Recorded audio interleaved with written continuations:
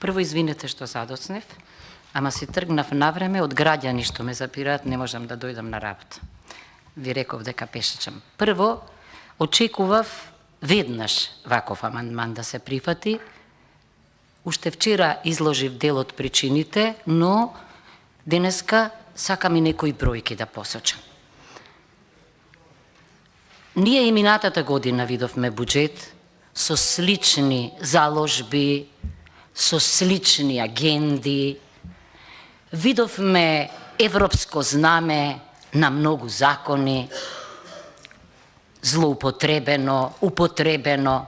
Видовме како закони што се однесуваат на заштитата на човековата средина, наместо чекор напред, прават чекор назад или содржат одреди според кои ќе стапат во сила, замислете, по членството во ЕУ, кога јас и нема да бидам жива, веројатно.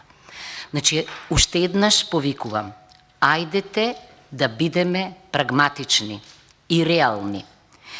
Токму амандманите од сферата на екологијата се амандмани на обединување.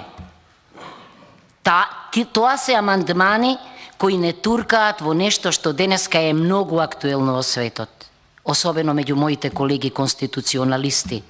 Природен договор, покрај општествениот договор на Русо, природен договор, договор со природата.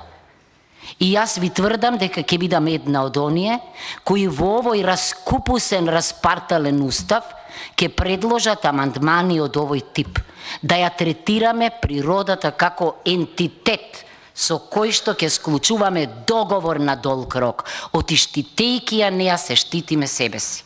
Конкретно за амандманот. Се работи всушност посредно не само за заштита на човековата средина, туку за помош на најсиромашната категорија на граѓани. Тоа се граѓаните кои возат коли кои се многу стари и јас во таа насока, еве, ќе ви прочитам што велат бројките. Просечна старост на патните возила 2003-2020 година во илјади, значи 10 години стари се 379.000. Знаете ли што значи тоа? Тоа е бројка која што е алармантна и ова што го предлагаме ние има логика низ призма на оваа бројка. Згора, ајде да видиме колку коли на бензин се. Значи на бензин 201.257, на нафта 278.096. Од вкупно 491.966 автомобили и така натаму. Нели ви зборува ова дека амандманот е логичен одговор на ваквиот предизвик, еколошки и социјален. Понатаму, ако видиме пак во Скопје каква е ситуацијата, ќе видиме дека во главните градови најголемиот дел, значи од овие возила, се всушност концентрирани или се возат во главниот град и во поголемите градови.